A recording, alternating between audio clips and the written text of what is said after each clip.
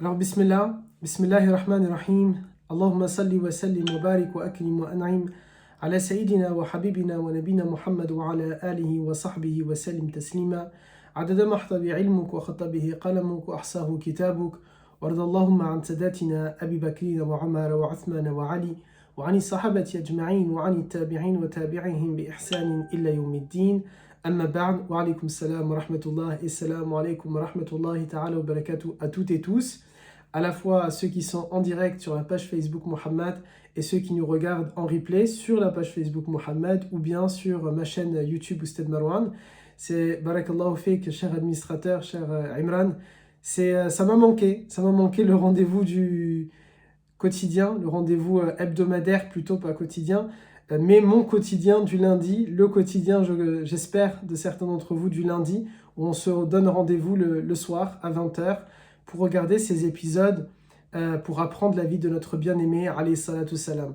Ils m'ont manqué, c'est 15 jours d'absence, et en même temps, ils m'ont manqué et ils ont été, alhamdulillah, profitables, puisqu'ils me font me rappeler à quel point on tombe amoureux du prophète, à quel point on est attaché au prophète, et à quel point, lorsqu'on rentre dans ce mouvement-là, dans ce cercle-là, pas vicieux plutôt, vertueux, dans ce cercle-là vertueux, c'est pas du tout un lapsus révélateur, que Dieu nous en préserve, mais dans ce cercle vertueux, avec autour de l'amour de notre bien-aimé, alayhi salatu salam, on se rend compte à quel point on a besoin de notre bien-aimé. On se rend compte à quel point on a besoin de lui, alayhi salatu salam.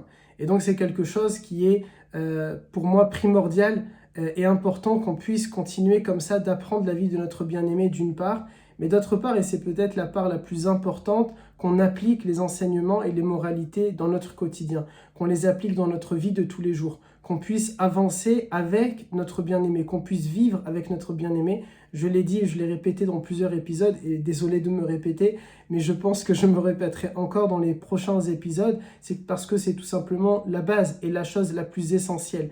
Finalement, en somme, si je peux me permettre, peut-être l'une des finalités qu'on devrait comprendre de ces enseignements, à la fois que moi je peux donner ici sur la page Facebook Mohammed, ou bien tout simplement n'importe quel cours de religion, qu'il s'agisse de la vie du prophète ou autre, qu'on est en train d'apprendre, la finalité lorsqu'on est en train de prendre un enseignement, c'est qu'on n'a plus besoin de continuer d'apprendre sur ce chapitre-là ou sur ces faits-là, si tant est, et bien sûr qu'on est rentré dans les détails, etc. Nous, on est simplement en train de survoler la vie du prophète, alayhi salatu salam. Mais quand même, lorsqu'on est en train de survoler la vie de notre prophète, le but serait normalement qu'à terme, on puisse tout simplement maîtriser ce qu'on est en train d'étudier, qu'on puisse maîtriser l'ensemble des chapitres, l'ensemble des épisodes qu'on a vus, et que chacun d'entre vous, chacune et chacun d'entre vous, puisse en parler autour de lui-même et peut-être donner, faire ressentir l'amour et la passion autour de notre prophète, alayhi salam. C'est en tout cas ce que j'espère vous donner, cet amour pour le prophète, encore plus, parce que je me doute bien que vous l'aimiez déjà, mais j'espère avoir été un petit quelque chose dans votre vie qui va vous pousser davantage à aimer le prophète, à l'admirer, à le respecter, à le chérir, à prier sur lui. Et bien si ça a produit cet effet-là, je l'espère, il faut que chacune et chacun d'entre nous continue de le faire, mais à une plus grande échelle ou autour de nous-mêmes, tout simplement qu'on puisse faire découvrir qui était-il. Parce que, et c'est la petite parenthèse, on ne peut pas en vouloir à celles et ceux qui ne connaissent pas notre foi, on ne peut pas en vouloir à celles et ceux qui ne sont pas à l'intérieur de cette religion, à l'intérieur de ce mouvement spirituel, à celles et ceux qui ne savent pas qui est Mohammed. On ne peut pas en vouloir à celles et ceux qui ne savent pas qu'il est le sceau de la prophétie, qui ne savent pas qu'il est la plus belle, qu'il est doté de la plus belle moralité. On ne peut pas en vouloir à celles et ceux qui n'ont pas compris son message, qui n'ont pas compris qu'il n'est pas sorti de nulle part, mais qu'il a été envoyé par Allah Azza wa Jal.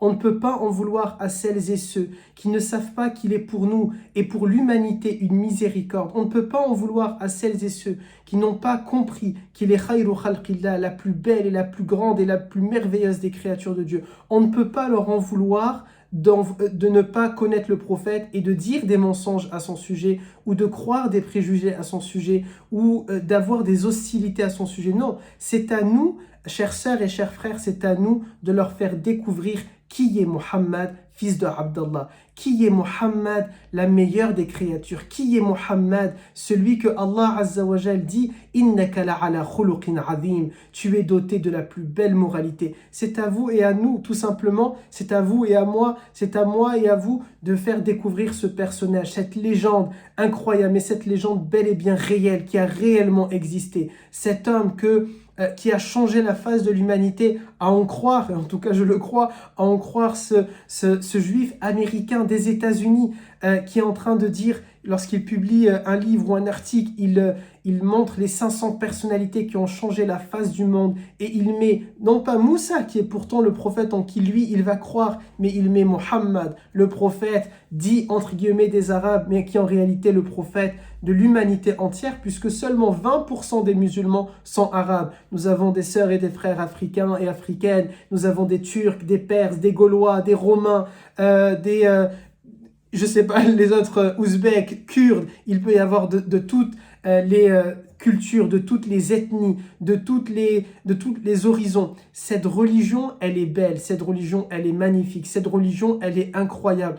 Et j'ai tendance à dire à mes élèves, elle est, alhamdulillah, elle est tellement incroyable et tellement bien qu'on s'y plaît, alhamdulillah, on y est resté, personne ne nous force. On peut faire ce qu'on veut. Je peux ne pas respecter les piliers de l'islam ou les piliers de la foi. Et encore plus, alhamdulillah, pour vous et pour moi qui vivons dans une société occidentale où nous sommes libres de notre pensée, libres de notre conscience, libres de faire ce que nous souhaitons. Alhamdulillah, si l'un d'entre nous ne veut plus rester dans cette foi, il est libre de faire ce qu'il veut. Il peut sortir. Il y a eu un compagnon qui a quitté l'islam, Ubaydillah ibn Jahsh. Personne ne lui a couru derrière, personne ne l'a assassiné, personne ne l'a poignardé, personne ne lui en a tenu rigueur. Advienne que pourra, khalas, ça ne te plaît pas, il n'y a pas de problème. Mais nous, celles et ceux qui sont en train de suivre ce cours, celles et ceux qui pratiquent leur foi au quotidien, constamment, que ce soit en public ou en privé, que ce soit avec intensité ou de manière légère, celles qui ont peut-être pas totalement un cœur pur et des intentions pures, ou celles qui ont totalement une intention pure, toutes celles et ceux qui baignent dans l'islam, un peu ou totalement, beaucoup ou avec parcimonie, tous ceux-là savent que cette religion, elle est incroyable. Mais on ne peut pas en tenir rigueur à ceux qui ne la connaissent pas, parce que c'est notre job, c'est notre mission, c'est à nous de leur faire da'wa, c'est à nous d'aller les chercher, de les convaincre. C'est finalement un peu, nous sommes des commerciaux, les commerciaux de l'islam. Et puis s'ils veulent signer dans cette religion, alhamdulillah. S'ils ne veulent pas signer, il n'y a pas de mal. L'islam n'est pas un système pyramidal, ce n'est pas un système de Ponzi. Il n'y a pas ça ne va pas s'effondrer à un moment donné. Alhamdulillah, l'islam est là depuis Adam et l'islam restera jusqu'à la fin des temps. Quoi qu'on veuille certaines personnes, qu'ils le veuillent ou qu'ils ne le veulent pas. Allah Azza wa Jal nous enseigne que rien ne peut se passer si ce n'est avec sa volonté. Rien ne peut se produire si ce n'est ce que lui Azza wa Jal a accepté. Ils nous disent dans un verset, je ne traduis pas mot pour mot, mais le sens de ce verset, yuriduna liyutfi'u nur Allahi bi afwahihim. Ils veulent éteindre la lumière d'Allah Azza wa Jal avec leur langue, avec leur bouche, mais ils ne peuvent pas l'éteindre. Ne soyez pas inquiets. Quoi qu'il s'agisse de qui que ce soit, toute personne qui est en train aujourd'hui d'avoir un discours hostile à l'islam, ne soyez pas gênés, ne soyez pas choqués, ne soyez pas embêtés. Laissez-les, à chacun son business, à chacun prêche pour sa paroisse, chacun parle à son cheptel, il n'y a pas de problème.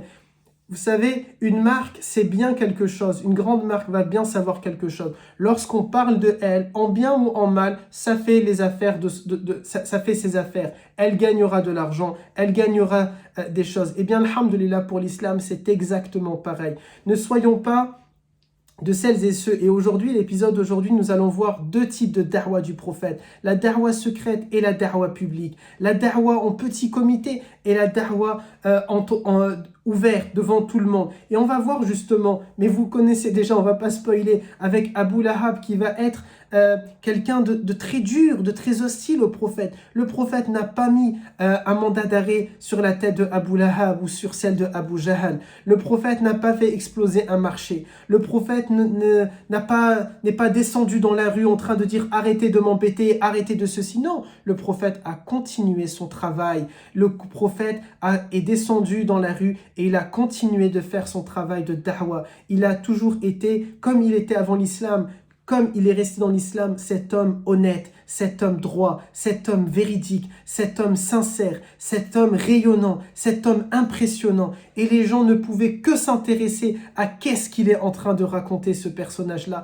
qu'est-ce qu'il est en train de nous dire. Et ils s'assoient et ils écoutent son discours. Et ils finissent tout simplement par être touchés, qu'ils le veuillent ou non. Combien d'entre nous, nous avons peut-être écouté un discours d'un homme ou d'une femme de pouvoir, ou bien nous avons lu un livre, ou bien nous avons écouté une musique et nous avons été touchés au plus profond de nous-mêmes, alors qu'on ne le souhaitait pas, alors qu'on ne le voulait pas, alors qu'on n'y prêtait pas forcément toute notre attention, mais nous avons entendu un discours du vendredi ou un discours de religion, un discours politique ou un discours profane, un cours dans une université ou au lycée, quelque chose qui nous a marqué, une histoire sur Facebook de telle personne ou telle personne, quelque chose qui nous a marqué. C'est ça le message de Muhammad alayhi salatu salam. Il a parlé tout simplement et les gens ont été touchés. C'est une flèche qui a transpercé, même pas la transpercé, elle est restée dans le cœur. Mais c'est pas une flèche qui fait mal, c'est une flèche qui a libéré quelque chose. Et vous savez, parfois, lorsqu'on a, ceux qui ont déjà fait la ventouse savent que parfois il faut vider un peu de sang pour que ça se renouvelle. Et bien là, ce que nous dit le prophète, alayhi salam, c'est une flèche qui a transpercé. Parfois, ça fait mal. Ça fait mal dans le sens que c'est en train de totalement nous changer. Ça perturbe nos acquis. On est en train... Il nous a fait bouger les lignes, il nous oblige à nous sortir de notre lit, à se lever le matin tôt et à travailler, à œuvrer, à faire. Ça nous dérange parfois parce qu'il va nous demander non, vous n'avez pas le droit d'être flemmard, non, vous n'avez pas le droit d'être feignant, non, vous n'avez pas le droit de vous reposer sur vos acquis. Et ça, parfois, ça dérange. Et donc, dans ce sens-là, ça peut faire saigner, ça peut faire mal. Mais au fond, c'est quelque chose qui nous a fait du bien. Parfois, il faut se faire du mal pour aller mieux. Et celles et ceux qui ont entamé un régime le savent. Celles et ceux qui sont sans lancer le défi sportif d'aller à la salle de sport le savent. Celles et ceux qui ont voulu lutter contre un péché le savent. Celles et ceux qui ont choisi de changer totalement et radicalement leur vie pour que enfin ils deviennent des entrepreneurs, des personnes qui sont en train de réussir le savent. Oui, le changement est difficile. Oui, le changement fait mal. Oui, le changement est compliqué. Et Muhammad alayhi salatu salam, notre bien-aimé Muhammad sallallahu alayhi wa sallam, c'est ce qu'il a proposé. Il a proposé à Quraysh un changement. Sortez de l'ignorance vers la lumière. Sortez des ténèbres vers la lumière. Je vous propose, au lieu de toutes ces divinités qui n'ont pas de sens parce que vous êtes en train de les fabriquer avec vos mains, qui ne parlent pas, elles ne peuvent pas se défendre elles-mêmes. Comment vont-elles vous défendre? Eh bien, je vous propose un Dieu puissant, un Dieu unique, une entité suprême qui a tout créé et qui n'a pas été créé. Au lieu d'être là dans une société archaïque et patriarcale dans laquelle la femme ne vaut rien, dans laquelle la femme est un objet sexuel, je vous propose l'égalité. Dans cette société dans laquelle vous êtes et dans laquelle vous vous tuez, vous vous entretuez pour un oui ou pour un non, pour un petit regard ou pour un petit vol, je vous propose la fraternité. Alors que vous étiez un peuple arabe qui n'était pas respecté, qui n'était pas admiré, qui n'était même pas convoité à tel point que toutes les grandes puissances autour, Byzance, Rome, ou l'Empire yéménite, ou encore Al-Habasha, n'ont pas daigné, ne se sont même pas posé la question, tiens, nous allons aller les envahir. Non, eh bien, je vous propose la gloire et la grandeur. Je vous propose de devenir le centre névralgique du monde. Je vous propose la solution. Voilà ce que Muhammad alayhi salatu salam leur a proposé. Il s'est tout simplement assis à la table et il leur a proposé la ilaha illallah. Et celles et ceux qui n'ont pas voulu la ilaha illallah, ils ne leur ont pas tenu rigueur. Souvenez-vous, et on verra dans les épisodes, ce passage à Taïf, alors que le peuple le rejette et lui envoie les enfants qui lui tirent des pierres dessus et le font saigner. Et cet ange qui lui dit, Ya Rasulallah, ô messager de Dieu, est-ce que tu veux qu'on écrase Taïf? À droite et à gauche, on l'écrase. Qu'a dit le prophète alayhi salatu salam? Non, je ne veux pas, je demande la guider pour eux. Non, il ne faut pas qu'on en veuille à celles et ceux qui nous attaquent, à celles et ceux qui nous veulent du mal, à celles et ceux qui espèrent que nous allons abandonner notre foi et qu'on va tout envoyer au placard. C'est pas grave, ils prêchent pour leur paroisse et nous prêchons pour la nôtre. Tant que ça se fait dans la légalité du pays dans lequel nous vivons, tant que ça se fait dans le respect des uns et des autres. Et si ça ne ne nous plaît pas. Et si ça ne nous plaît pas, tout simplement, nous pouvons éteindre la télé ou swiper, passer à autre chose. Alhamdulillah. Alhamdulillah, nous ne vivons pas dans une dictature. Et alhamdulillah, nous pouvons mettre mute à toutes celles et ceux qui ne nous intéressent pas. Mais il nous faut absolument sortir du discours victimaire. En gardant quelque chose en tête, chères sœurs et chers frères, rien ne se passe si ce n'est ce que Allah Azza wa Jal a décidé. Rien ne peut nous arriver sans que ce soit la décision de Allah Azza wa Jal. C'est ce que notre bien-aimé a dit alayhi salatu salam à Mu'adh ibn Jabal lorsqu'il y a dit Ya Ghulam, ô petit enfant, ô jeune homme, ô cher ado, est-ce que tu veux que je t'enseigne quelque chose? Sache que même si toute l'humanité s'unit pour te faire du mal, rien ne peut t'arriver si ce n'est ce que Allah Ta'ala a décidé pour toi. Alhamdulillah, lorsque nous allons vivre avec cette idéologie-là, lorsque nous allons vivre avec ce principe-là, lorsque nous allons baigner dans les enseignements et les moralités de notre bien-aimé alayhi salatu salam, alors nous allons avancer la tête tranquille, l'esprit tranquille, et nous allons dire tout simplement La ghalibe illallah, il n'y a de victoire à la fin. Selon nous, nous pensons que le gagnant est Allah Azza wa Jal. Et ici, nous ne sommes que des pions, et c'est lui qui décide où est-ce qu'il veut nous placer, qu'est-ce qu'il veut faire de nous, et nous disons, pardonnez-moi l'expression, Amen, nous disons Amin, nous disons nous acceptons Ya Rab, nous acceptons. Simplement, on ne tombe pas dans l'idée de je croise les bras et j'attends. Non, nous avons compris que nous devons comprendre que nous sommes un peuple de l'action. Nous nous levons, nous faisons, nous espérons, nous essayons de convaincre les uns et les autres que non, nous ne sommes pas à craindre, que non, nous ne sommes pas des problèmes, mais que nous avons certaines solutions. Celles et ceux qui veulent nous rejoindre, alhamdulillah. Celles et ceux qui ne veulent pas nous rejoindre, alhamdulillah. Au moins, on va essayer de faire le travail avec celles et ceux qui sont dans notre communauté et qui n'ont pas compris qui est Muhammad alayhi salatu salam. Pardonnez-moi, chers administrateurs et chères administratrices, pour cette petite parenthèse, mais j'estimais que c'était très important dans le contexte actuel, parce que parfois, on pense, on veut défendre notre bien-aimé, mais pas de la bonne manière.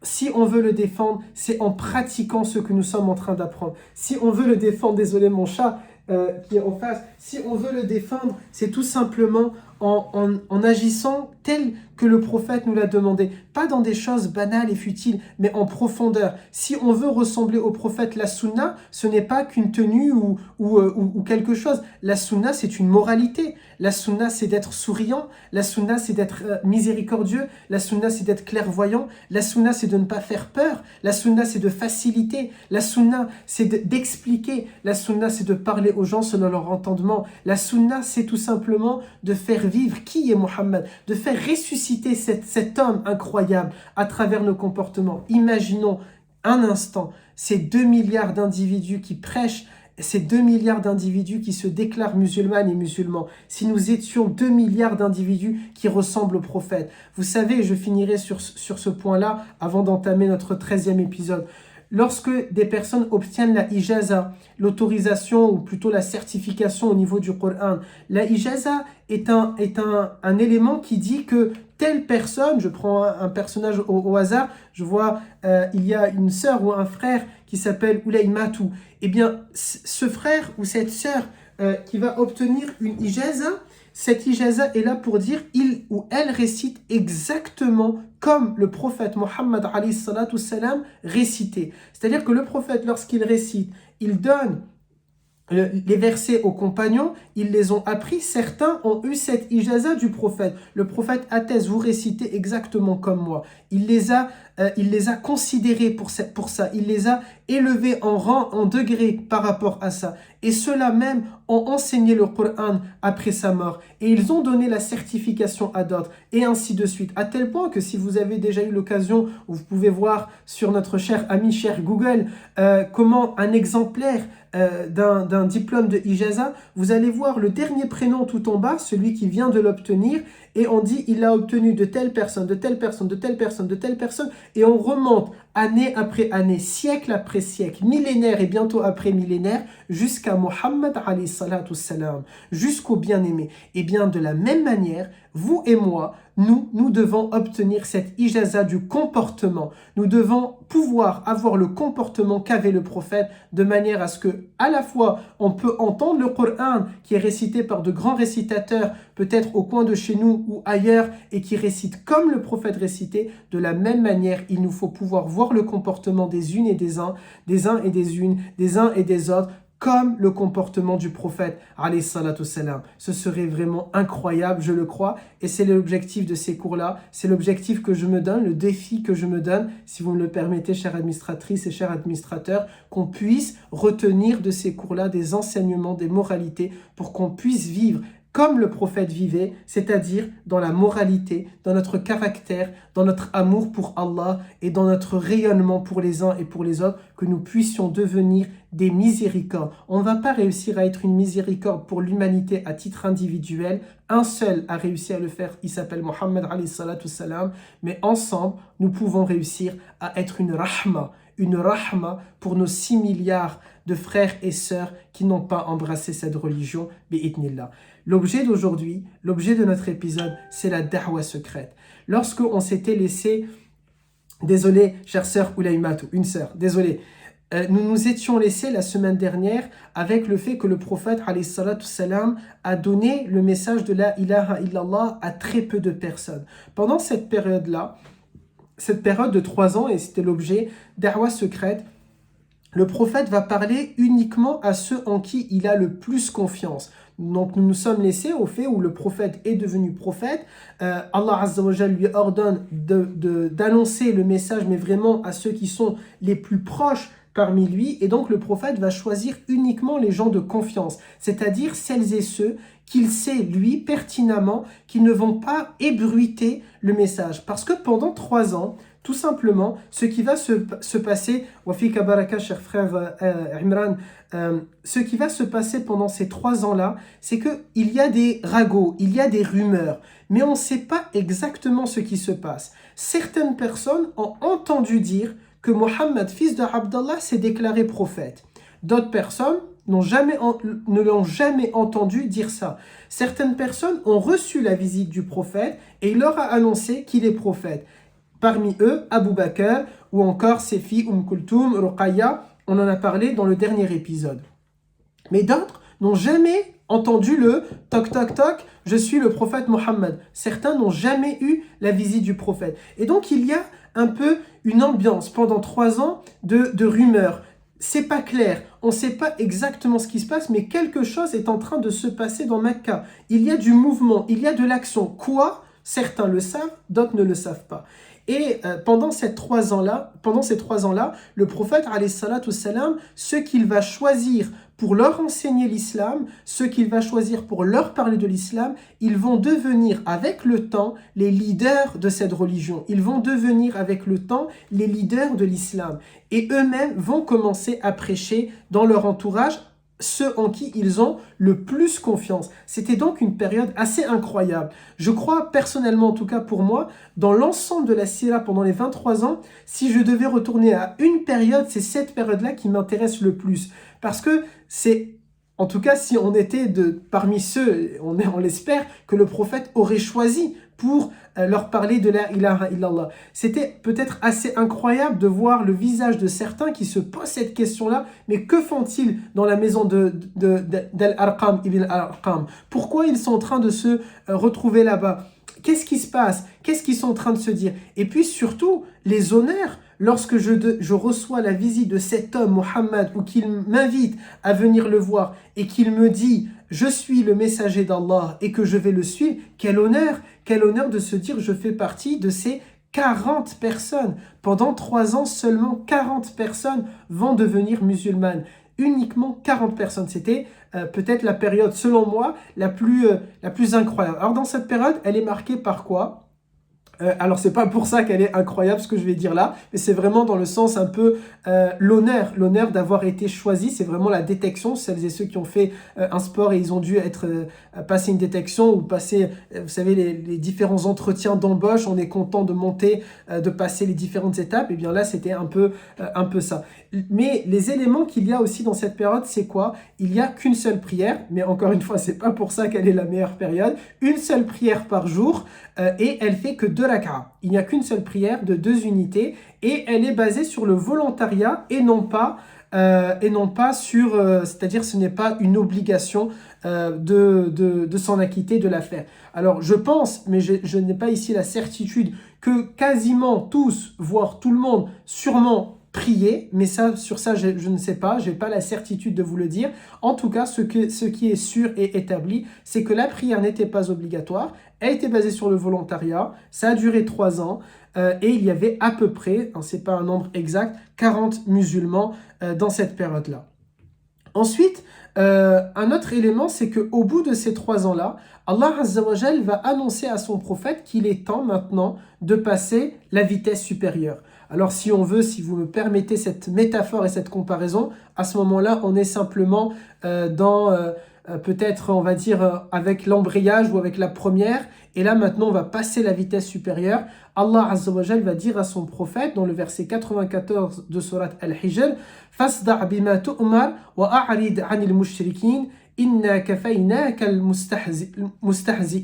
c'est-à-dire que Allah Azza wa Jal ici va dire proclame donc hautement les ordres que tu as reçus et détourne-toi des idolâtres, de l'idolâtrie et de ceux qui sont partisans. En vérité, nous nous chargeons des persifleurs. C'est-à-dire qu'avec cet ordre-là, et notamment le verset 214 de la sourate Ash-Shu'ara, dans laquelle Allah Azza wa Jal dit wa anzir ashiratak al-aqrabin, appelle, avertis les gens qui te sont les plus proches. Avec ces 2 versets, le prophète va passer d'une période où c'était secrète. Alors quand je dis secrète, juste, on ne parle pas donc du coup dans le sens que personne n'est au courant, comme j'ai dit, c'est on ne sait pas exactement, les gens ne savent pas exactement ce qui se passe. Certaines personnes le savent et d'autres non.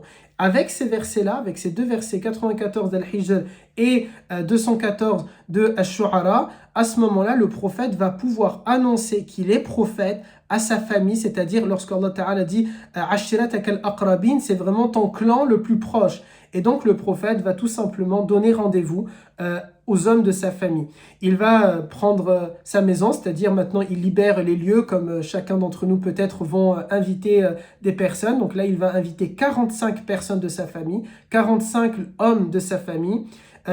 On pense que ce sont vraiment parce que lorsqu'on voit le panel, la sélection qui avait été faite, on voit qu'il y a Abu Talib, il y a Abu Lahab, il y a vraiment les grandes têtes de la famille des Banu Hashim, il y a des cousins, des oncles, il y a des frères de lait comme par exemple Hamza qui était parmi ceux qui ont pu être invités, 45 personnes, 45 hommes qui vont être invités, et c'est Ali, pour la petite histoire, c'est Ali qui était un adolescent à ce moment-là, qui va préparer le repas. C'est lui qui va préparer l'invitation pour 45 personnes. Alors maintenant, quand j'avais vu ça, je m'étais dit, mais on ne peut pas maintenant se plaindre si on doit inviter un nombre et qu'on est tout seul. Subhanallah, il a fait le repas pour 45 personnes, Ali. Il va mettre le plat dans le lion, il va mettre le plat, la nourriture pardon, dans un plat et il n'y aura qu'une seule boisson. Le prophète invite les 45 hommes, ils se présentent, ils viennent, ils s'installent, ils mangent et un miracle va se produire sous leurs yeux. C'est que le plat n'est pas si grand que ça.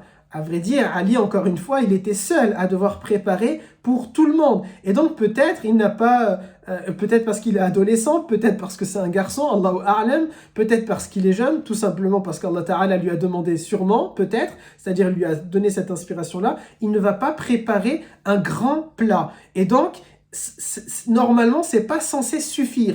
Mais là, un miracle va se passer, malgré que le plat n'est pas si immense, tout le monde va pouvoir manger et largement, c'est-à-dire vraiment, ils n'en peuvent plus et largement à leur faim. Pour la boisson, c'est exactement pareil. Au fur et à mesure où on est en train de servir, il reste encore de la boisson. Et donc ça, c'est une baraka, un véritable miracle qui est en train de se passer. Le prophète avait prévu de leur parler, de leur dire « Je suis prophète » à la fin du repas. une fois que tout est fini.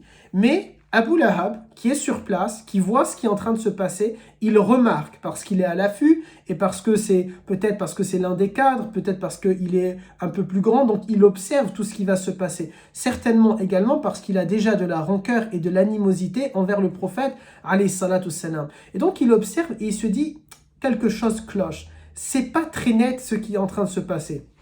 C'est la première fois qu'il nous invite. Il y a 45 personnes, c'est pas 2-3 oncles. Il invite tout le monde, les cousins, les grands-oncles, les vieux, les plus jeunes. C'est un peu particulier ce qui est en train de se passer. Et c'est uniquement le clan des Banu Hashim. Il n'a pas invité les différents dignitaires de Quraysh. Non, il a invité la famille, les Banu Hashim. Et en plus de ça, un miracle est en train de se produire. Il voit clairement que la nourriture est en très grande quantité. Abu Lahab savait, souvenez-vous, on avait parlé de ça dans un des épisodes, les oncles du prophète avaient remarqué déjà depuis très longtemps qu'il y a une certaine baraka, des bienfaits autour du prophète. Alors certains parlent de chance, je n'aime pas beaucoup le terme chance, parce qu'on ne croit pas dans la chance, mais on croit dans la baraka. Il y avait une ni'ama, une baraka chez le prophète, alayhi salatu salam. Et ils avaient déjà remarqué ça. Et donc, souvenez-vous l'histoire pour aller récupérer le chameau qui était perdu. Ils savaient pertinemment que ce garçon-là a de la baraka. Il a les grâces de Allah Azza wa Jal. Alors malheureusement, il ne dit pas Abu Lahab à ce moment-là les grâces de Allah Azza wa Jal, mais lui, il est perturbé, il se passe quelque chose, et donc il va se lever et il décide de s'en aller en disant quelques paroles hostiles au prophète, en ayant un discours, je note dans mon livre, un discours anti-Muhammad. C'est-à-dire vraiment ici, tu nous fais perdre notre temps, qu'est-ce que tu es en train de faire et pourquoi tu nous rassembles, mais tu t'es pris pour qui? C'est-à-dire il parle vraiment contre le prophète alayhi salam, et du coup beaucoup de responsables des Banu Hashim vont se lever et ils vont suivre Abu Lahab, ils partent, ils ne restent pas lorsqu'il a ce discours-là. Le prophète du coup ne peut pas parler, pour lui vraiment sa décision était prise, il fallait parler à l'ensemble de ces hommes-là, et donc il ne dit rien, il laisse Abu Lahab avoir ce discours-là, et il les laisse partir. Juste je bois et je poursuis si ça ne vous dérange pas. Bismillah. C'est peut-être le fait de parler de nourriture qui m'a donné soif, ou de parler de la boisson qui m'a donné soif. Alors, ils partent, ils s'en vont, et le prophète ne peut pas du coup avoir son discours, tenir son discours. Il va attendre quelques jours, il renouvelle son invitation. Lorsqu'il renouvelle son invitation, à ce moment-là, le prophète, alayhi salatu salam, de nouveau c'est Ali qui va préparer le repas, et lorsqu'il prépare ce repas-là, donc de nouveau le même miracle va se produire, c'est-à-dire qu'il y a énormément de baraka, les 45 sont venus, y compris Abu Lahab, certainement piqué par de la curiosité, certainement piqué par le fait qu'il veut absolument savoir finalement où veut en venir le prophète et que va dire le prophète alayhi salatu salam. À ce moment-là, lorsqu'il se passe ça, le prophète alayhi salatu salam, dès qu'ils sont installés, est en plein milieu du repas, c'est-à-dire il n'a pas attendu qu'ils vont tout finir. En plein milieu du repas, il se lève et il va leur dire Bismillahirrahmanirrahim. Alhamdulillahi nahmaduhu wa nasta'inuhu wa nastaghfiruhu wa na'udhu billahi min shururi anfusina wa min sayyiati a'malina. Man yahdihillah fala mudilla lah wa man yudlil fala hadiya lah. Wa ashhadu an la ilaha illallah wahdahu la sharika lah. وأن محمدا صلى الله عليه وسلم عبده ورسوله قال الله تعالى يا أيها الذين آمنوا اتقوا الله حق تقاته ولا تموتن إلا وأنتم مسلمون etc. etc. C'est-à-dire c'est la parole que vous entendez qu'on appelle hadithul haja, le hadith du besoin, et c'est en général une parole qui est récitée à chaque début de Jumu'ah, à chaque début de vendredi. Un peu un long paragraphe, et je vous le lis en français parce que ça aura beaucoup plus de sens. Le prophète donc se lève et dit « Au nom de Dieu le clément et le miséricordieux, louange à Allah, nous le louons et nous lui demandons pardon, et nous cherchons refuge auprès d'Allah contre nous-mêmes et contre nos mauvaises actions. Celui qu'Allah guide, il ne sera point perdu. » Juste, je m'arrête 30 secondes. Mettez-vous dans le contexte. Nous sommes chez le prophète, il y a 45 cadre de la famille des Banu Hashim, sa famille. Le prophète avait déjà tenté de leur parler, il n'avait pas pu. C'est un ordre de Allah Azza wa Jal, parle à ceux qui te sont al-aqrabin, les plus proches. Et le prophète est en train de leur tenir un discours qu'ils n'ont jamais entendu auparavant. Messager, Allah Azza wa Jal, craignez Allah, le paradis, etc. Donc il faut vraiment se remettre dans le contexte et peut-être s'imaginer la tête de certains, et notamment de Abu Lahab. Comment vont-ils réagir et comment peut-être déjà c'est en train de bouillonner et de se dire mais qu'est-ce qu'il est en train de nous raconter? C'est du charabia et qu'est-ce qu'il est en train de prétendre qu'il est le messager de Dieu? Le prophète donc dit et celui qu'Allah égare, il ne sera point guidé. Et je témoigne que le seul qui mérite l'adoration est Allah et que Mohammed est son serviteur et son messager.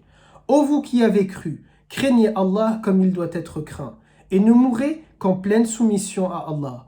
Ô vous les hommes, craignez votre Seigneur qui vous a créé d'un seul être et a créé de celui-ci son épouse, et qui de ces deux-là a fait répandre beaucoup d'hommes et de femmes. Craignez Allah, au nom duquel vous vous implorez les uns les autres, et craignez de rompre les liens du sang.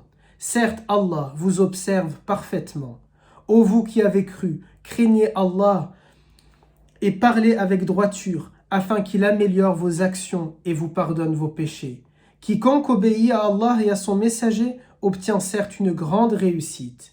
La plus véridique des paroles est celle d'Allah, et la meilleure des voies est celle du prophète. Et la plus mauvaise des choses est la nouveauté en matière de religion. Et toute nouveauté en matière de religion est une innovation de la religion. Et toute innovation de la religion est un égarement. Et tout égarement mène au feu. Puis le prophète alayhi salatu salam les regarde et il leur dit « Je ne connais aucun homme venu voir son peuple avec quelque chose de meilleur de ce avec quoi je viens. Si vous abandonnez l'idolâtrie, si vous abandonnez ce que vous êtes en train de faire et que vous vous tournez vers Allah l'unique, Allah va vous donner que des bienfaits ici-bas et le paradis dans l'autre monde. » Et là le prophète dit ça. Ils n'ont même pas fini leur plat. Ils sont en train d'entendre des choses totalement nouvelles. C'est un discours, aujourd'hui certains diraient, c'est un discours digne de la TEDx. Vous voyez ce genre d'émission à l'américaine avec, on raconte des innovations, de la nouveauté. On a envie de se dire, waouh, c'est le monde de demain. Le prophète leur a proposé le monde de demain, un monde du monothéisme. Il leur a proposé un monde à Mecca qui va nettoyer les malversations, qui va purifier l'argent qui était sur place et qui était de l'argent obtenu de manière illégale et malsaine. Il leur propose un monde dans lequel il y aura de la fraternité, un monde musulman dans lequel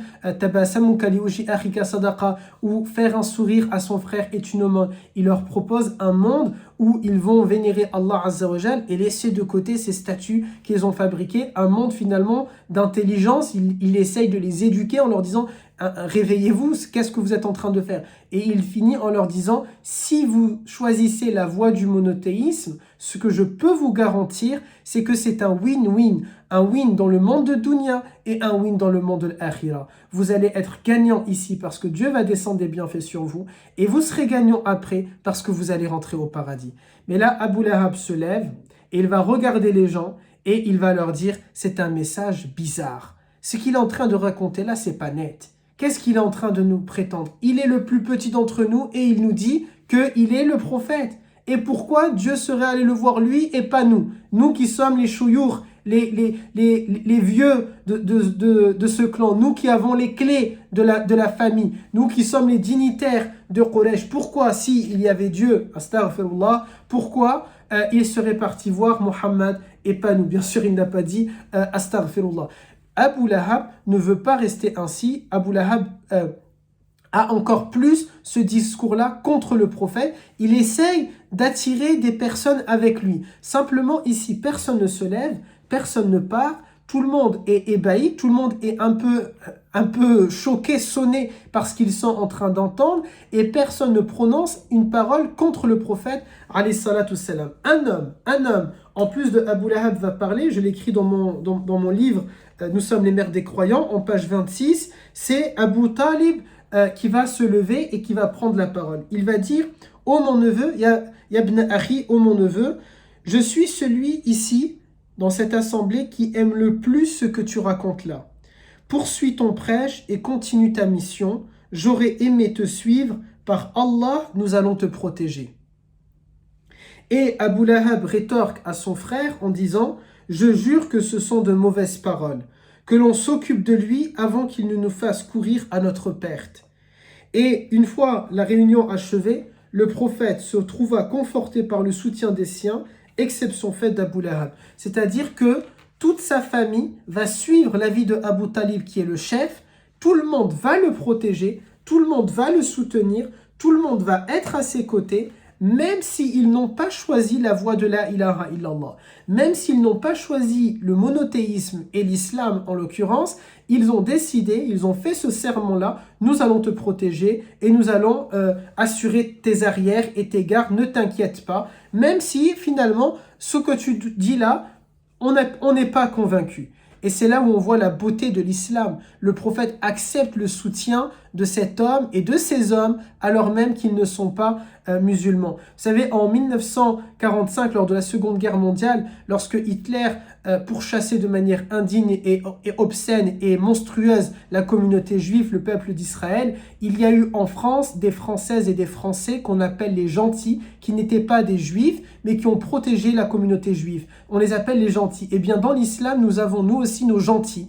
Avec un grand G, ce sont ces hommes et ces femmes qui ne sont pas musulmans, qui ne sont pas musulmans, mais qui ont choisi de défendre les musulmans, de protéger les musulmans et d'assurer les arrières des musulmans de manière à ce qu'ils ne soient pas l'objet d'attaques monstrueuses. Eh bien, Abu Talib est le plus grand des gentils de l'islam, il est le plus grand des gentils de cette époque-là, il n'est pas musulman, il n'a pas choisi l'islam, il n'est pas convaincu à 100% par les paroles de son neveu, mais ce qu'il sait, c'est que je vais le protéger, c'est tout simplement magnifique, c'est ce qui s'appelle la liberté d'expression.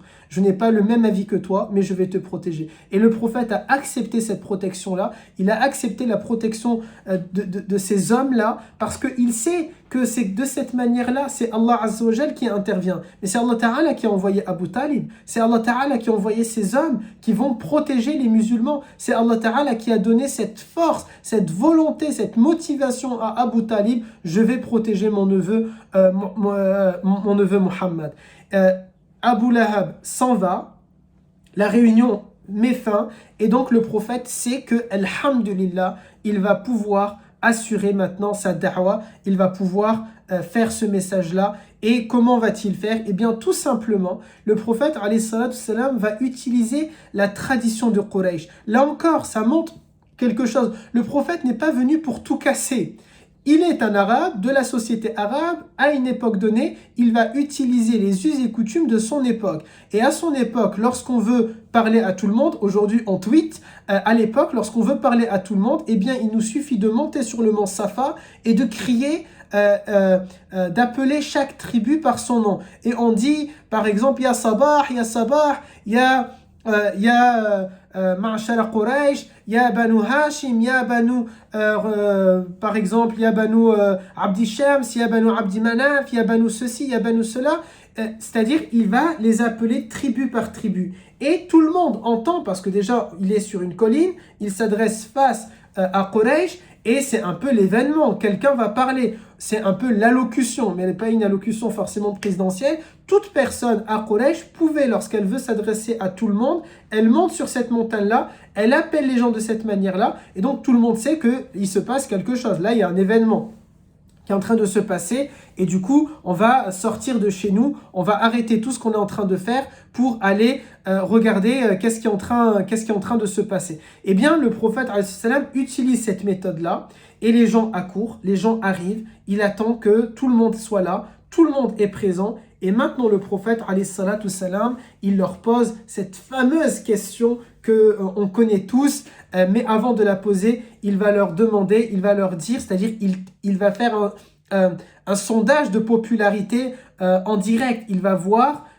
qu'est-ce que vous pensez, qu'est-ce qu'ils pensent de lui. Et donc il leur demande, il leur dit qu'est-ce que vous pensez de moi, qu'est-ce que vous pensez, qui suis-je, quel est votre avis à mon sujet? Et il n'aura que de bons retours. Les gens vont dire, tu es quelqu'un de noble, tu es quelqu'un de correct, on n'a jamais entendu du mal de toi, on sait que tu dis toujours la vérité, etc. etc. Abu Lahab est présent. mais là encore, il ne parle pas. Il tâte le terrain, il regarde, vous savez, quelqu'un, c'est difficile pour lui d'avoir un discours anti-Muhammad publiquement alors qu'il voit que tout Quraysh a accepté de se déplacer, tout Quraysh a accepté de venir l'écouter alors qu'on raconte déjà depuis 3 ans qu'il se passe quelque chose, etc. Tout Quraysh est là, personne ne parle, tout le monde l'écoute, les gens qui prennent la parole ne disent que du bien de lui. Vous imaginez la tête d'Abu Lahab, il a besoin, et ça serait intéressant de se l'imaginer, il a besoin du coup de se taire, de baisser limite la tête, de se faire tout petit, lui qui aimait tant la gloire et les projecteurs, il a besoin de se faire tout petit et de ne pas parler, mais d'observer qu'est-ce qui va se passer, d'observer la suite. Et ça me rappelle Shaitan, ça me rappelle Shaitan. Et d'ailleurs, Abu Lahab, ça veut dire le père du feu, le père des choses qui sont comme ça, mauvaises et néfastes. Mais ça me fait penser à Shaitan, parce que Shaitan, lorsqu'il était dans les cieux, et j'ai fait une vidéo à ce sujet, quelle est l'histoire de Shaitan, qui est Shaitan, où je raconte justement que Shaitan, lorsqu'il est face à Adam alayhi salam avec les différents anges, et que les anges sont en train de faire la talbiya, etc., il se fait petit à un moment donné, parce qu'il sait qu'il ne fait pas le poids. Tout le monde veut écouter l'ordre de Allah Azza wa Jal et obéir à cet ordre-là. Eh bien, Abu Lahab, c'est exactement ça. Il voit que tout le monde est en train de le regarder, tout le monde est dans la direction du prophète, lui, il est en hauteur, eux, ils sont en bas, tout le monde le regarde, tout le monde ne dit que du bien. Et le prophète leur pose cette question, il leur dit, si là, derrière, comme maintenant il est en haut de la montagne, il voit ce qu'il y a derrière la montagne. Et il leur dit, si jamais je vous dis qu'au loin, là, derrière moi, il y a toute une armée qui vient vous envahir, est-ce que vous allez me croire ? Et tout le monde lui dit, bien sûr, nous allons te croire. On va partir prendre les armes, nos boucliers, nos défenses, on va se mettre en état d'alerte et on va te croire. Et le prophète leur dit, rassurez-vous, il n'y a pas une armée, peut-être parce qu'il y avait un vent de panique au milieu de la foule, j'imagine. En tout cas, moi, personnellement, ça m'aurait fait peur. Et le prophète rassure en disant, il n'y a pas d'armée derrière, mais je suis venu vous annoncer que je suis le messager d'Allah. Je suis venu vous sauver des ténèbres. Je suis venu vous emmener vers la lumière. Et là, c'est un discours qui est assez incroyable. J'en parle également, permettez-moi de lire ce passage-là. Comme il a été écrit, j'ai pensé que c'était beaucoup plus simple. Alors, j'écris pour inviter la tribu à l'islam. Il ne dérogea pas aux coutumes de son peuple, comme un message leur signifiant qu'il n'était pas venu supprimer les bonnes traditions. Celle-ci voulait que lorsque l'un d'eux s'adressait à tous les clans, il les interpellait depuis le mont Safa, et c'est ce que le prophète fit. Ya sabah, au matin, ô peuple de Quraysh, ô peuple de Quraysh, ô fils de Abdi Manaf, ô fils de Banu Hashim. Si je vous annonçais qu'il y a derrière cette vallée des cavaliers prêts à vous attaquer, me croiriez-vous ? Ils répondirent à l'unisson, nous te croirions, nous ne t'avons jamais entendu mentir. Il poursuivit en disant, je suis un avertisseur pour vous, je suis un avertisseur pour vous, vous mettant en garde contre un grand châtiment. Ô peuple, préservez-vous du feu de l'enfer, car je ne pourrai rien pour vous. Ô fils de Zohra, sauvez vos âmes du feu. Ô mes oncles, sauvez vos âmes du feu. Et le prophète, alayhi salam, il va interpeller chaque clan en lui disant de la même manière, ô Abdi Shams, sauvez vos âmes du feu. Ô telle tribu, sauvez vos âmes du feu. Ô telle tribu, sauvez vos âmes du feu. Ce qu'il veut, alayhi salam, ce n'est pas juste un discours général. Vous savez, parfois, lorsque c'est la bonne année, on envoie le même message à tout le monde. Non, lui, il veut un message personnifié, un message personnalisé. Je m'adresse à vous tous, mais c'est à chacun d'entre vous aussi que je m'adresse. Vous êtes tous en train d'écouter le même discours, mais je vais vous interpeller un par un.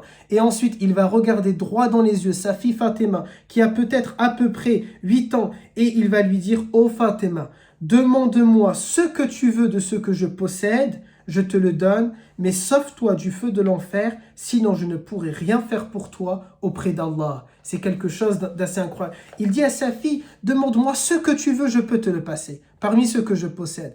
Mais ça, te sauver des flammes de l'enfer, je ne vais pas réussir à le faire. C'est à toi, toute seule, de te sauver des flammes. Et on voit du coup, appartenir à la famille du prophète, ça ne veut rien dire. Le prophète dit à sa propre fille, toute jeune, non, sauve-toi des flammes, sauf toi. C'est-à-dire, c'est quoi ces flammes-là? Ce sont les flammes de Mecca. C'est-à-dire, c'est avant même l'enfer que nous pensons et dans lequel nous croyons. C'est cet enfer-là dans lequel ils sont en train de vivre. Il y a cette expression, on dit, il me fait vivre un enfer. Quraysh faisait vivre un enfer à la société. Quraysh faisait vivre un véritable enfer à son peuple. C'était une société archaïque, misogyne, c'était une société dans laquelle il y avait de la discrimination, dans laquelle il y avait de l'esclavage, dans laquelle c'était le plus fort qui va vaincre le plus faible. Eh bien, le prophète veut les sauver de cette société-là, premièrement dans Dunya, et ensuite, selon nos pensées et notre croyance, aussi par rapport à ce que nous appelons l'enfer dans notre monde. Les gens restèrent silencieux, abasourdis par les propos de l'homme qui se tenait devant eux. Le prophète, leur prophète, une voix brisa ce silence, celle d'Abu Lahab, qui dit « Tabbalaka ya Muhammad, que tu périsses dans la journée, ô Muhammad. Est-ce pour cela que tu nous rassembles tous ici ?» En prononçant ces mots, c'est-à-dire lorsque Abu Lahab, finalement, il est en train d'essayer de se mettre contre le prophète, ce qu'il n'a pas conscience, ce qu'il ne saisit pas à ce moment-là, c'est qu'il vient d'offrir sur un plateau d'argent ou d'or ou ce que vous voulez, le meilleur des arguments pour le prophète. Parce que, souvenez-vous ce que nous avons déjà dit dans les épisodes précédents. Le prophète, lorsqu'il reçoit la révélation, c'est un peu particulier. Son état, il commence à transpirer ou bien il tremble. C'est quelque chose de pénible et de difficile lorsque le prophète reçoit ça et l'état dans lequel il est, il ne laisse aucun doute sur une certaine simulation. Le prophète ne peut pas simuler. Ils l'ont vu recevoir la révélation et l'état dans lequel il était, c'est pas un état qu'on peut simuler. Clairement, ce qu'il est dans l'état dans lequel il est, c'est réel. Eh bien, en disant « Tabbalaka ya Muhammad » que tu périsses, ô Muhammad, en disant cette parole, Abu Lahab, il vient de faire quoi? Il vient de permettre, c'est pas lui qui autorise, mais c'est-à-dire c'est un sabab, une cause qui va faire que Allah Azza wa Jal va révéler les versets de Surat Al-Masad. Tabbat yada abi lahabin wa tab ma aghna anhu maluhu wa ma kasab sayasla nara dhat lahab jusqu'à la fin de la sourate. C'est-à-dire que là, il vient d'offrir une tribune au prophète. Tout le monde est en train d'assister à comment le prophète reçoit la révélation. Le prophète récite cette parole-là. Et ici, deux éléments. Donc, premièrement, beaucoup de gens vont embrasser l'islam parce que déjà, ils sont touchés par le discours du prophète. Deuxièmement, il y a une vague, c'est un peu comme les vagues avec le Covid, une vague qui embrasse l'islam parce que tout simplement, ils viennent d'assister à quelque chose qui est extraordinaire sous leurs yeux. Un miracle vient de se produire sous leurs yeux.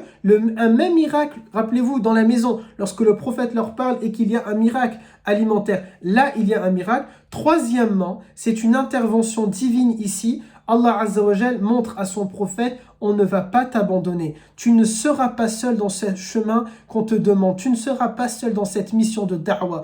Ils veulent te mettre des bâtons dans les roues. Nous allons enlever ces bâtons les uns après les autres. Dès le début de la da'wah publique, Abu Lahab a voulu casser le discours du prophète. Et bien, dès le début, Allah Ta'ala a condamné Abu Lahab à l'enfer selon notre croyance, selon notre philosophie, selon notre pensée.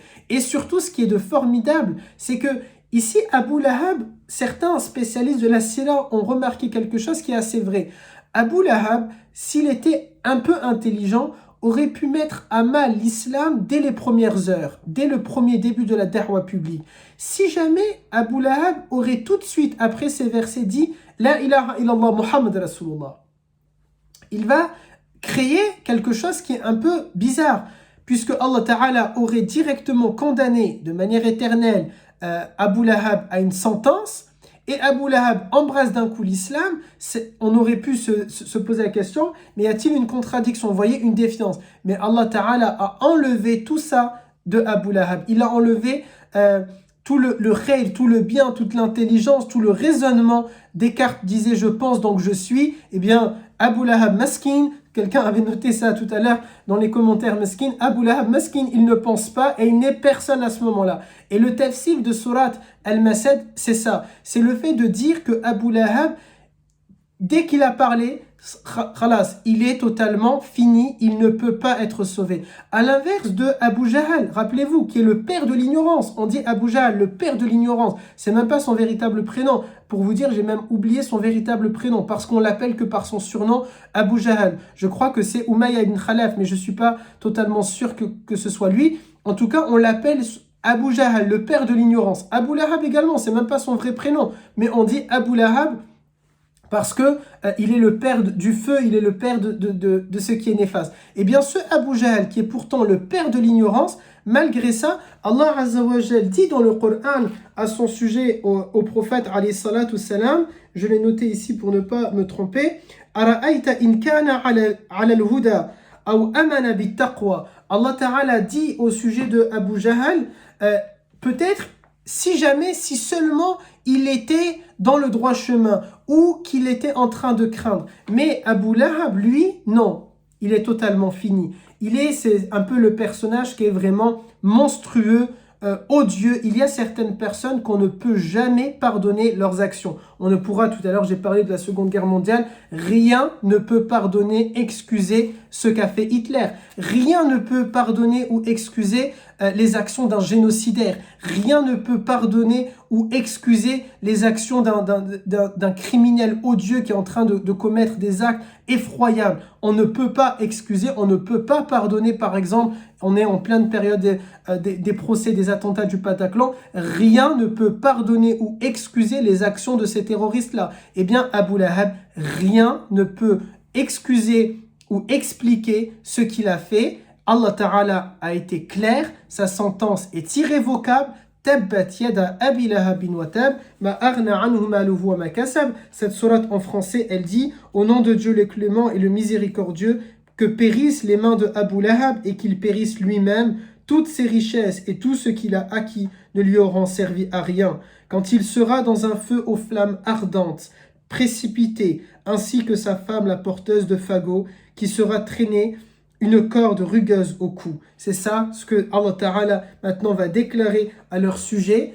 Et c'est ainsi que s'achève notre épisode d'aujourd'hui. Voilà comment il y a eu la da'wa secrète et les débuts de la da'wa publique et comment Allah Ta'ala, dès les premières heures de la da'wa publique, Allah Azza wa Jal va protéger, préserver son bien-aimé alayhi salatu salam. Nous demandons à Allah Ta'ala, à notre tour, à nous aussi, qu'il nous protège et qu'il nous préserve de tout mal et de tout maux. Puissions-nous être de celles et ceux qui sont en train d'illuminer le cœur des uns et des autres. Puisse Allah Azza wa Jal nous permettre d'être de celles et ceux qui vont faire connaître le message de la ilaha illallah afin qu'il entre dans les cœurs de celles et ceux qui ne sont pas encore musulmanes et musulmans et qui peuvent découvrir cette beauté, cette magnifique religion qu'est la nôtre. Puisse Allah Azza wa Jal nous préserver des membres à l'intérieur de notre communauté qui nous causent du tort et qui nous font du mal et qui sont à cause de eux, à cause de leur action, en train de nous mettre à mal et en train de nous mettre dans des situations difficiles où nous sommes constamment obligés de devoir répondre ou constamment obligés de nous excuser, constamment obligés de nous expliquer. Puisse Allah Azza wa Jal faire un ménage au sein de notre communauté. Puisse Allah Azza wa Jal dévoiler au grand jour et de manière publique, comme il l'a fait avec la da'wa publique. Puisse Allah Azza wa Jal mettre au grand jour les ennemis de l'islam qui sont à l'intérieur même de notre communauté. Puisse Allah Azza wa Jal purifier la communauté de Muhammad. Puisse Allah Azza wa Jal purifier nos rangs. Puisse Allah Azza wa Jal purifier nos rangs. Puisse Allah Azza wa Jal purifier nos rangs. Puisse Allah Azza wa Jal démasquer les intrus, démasquer les personnes qui sont là avec de mauvaises intentions, les criminels odieux. Puisse Allah Azza wa Jal faire dévoiler à la communauté musulmane et à l'ensemble du monde qu'ils ne sont pas de notre communauté, qu'ils ont un agenda à eux, qu'ils ont leurs objectifs, leurs intentions et qu'elles ne sont pas, il n'est pas un agenda commun avec ce que attendent les musulmans et ce que souhaitent les musulmans. Puisse Allah Azza wa Jal apporter de la paix et de la sérénité dans vos cœurs, dans vos foyers et dans notre patrie. Puisse Allah, et dans vos patries puisque vous venez de pays différents, puisse Allah Azza wa Jal apporter de la sérénité, de la paix et de la quiétude là où nous nous trouvons et là où il y a une âme, là où il y a un cœur qui bat. Puisse Allah Azza wa Jal permettre aux uns et aux autres d'être apaisés par sa parole. Lui qui nous dit Azza wa Jal cette question rhétorique, Afala bi dhikrillahi tatma'innal qulub. N'est-ce pas par le rappel de Dieu que les cœurs s'apaisent? Oui, ya Allah, oui, ya ô Seigneur, c'est par ton rappel, c'est par l'évocation de ton nom que les cœurs s'apaisent. Puisse la communauté musulmane répéter encore et encore ce dhikr afin que nous puissions avoir des cœurs apaisés et une société apaisée. Puisse Allah Azza wa Jal nous permettre d'être la solution et jamais les problèmes. Puissiez-vous m'excuser, me pardonner si jamais je parais moralisateur. C'était pas l'objectif, c'était vraiment pas le but. Puisse Allah Azza wa Jal m'excuser si jamais j'ai dit des erreurs. Les erreurs qu'il y a, elles n'incombent qu'à moi. Elles n'incombent surtout pas aux administrateurs et aux administratrices de la page Muhammad. Ce n'est pas eux qui m'ont écrit le cours. Donc s'il y a des erreurs, c'est ma faute. S'il y a du bien, il vient de Allah Azza wa Jal. Et je vous demande simplement de faire des invocations pour nous, pour l'ensemble de notre communauté, pas que pour moi, pas que pour les administratrices et administrateurs, mais pour l'ensemble de notre communauté. Dieu sait et nous savons que nous en avons grand besoin. Allahumma amin, amin, amin, ya rabbal alamin. Je vous donne rendez-vous la semaine prochaine, Inch'Allah, pour un nouvel épisode. Et dans cet épisode-là, spoiler, teaser, l'objectif sera de découvrir comment a réagi Quraysh après ce discours-là, après cette da'wa-là publique. Comment va réagir Quraysh? Qu'est-ce qui va se passer? C'est une autre histoire, c'est un autre sujet qu'on aura l'occasion de découvrir, Inch'Allah, si vous êtes d'accord avec ça, la semaine prochaine, en espérant que le cours vous a plu, qu'il vous a été profitable. Barakallahu fikum, bonne soirée à vous et bon appétit pour celles et ceux qui n'ont pas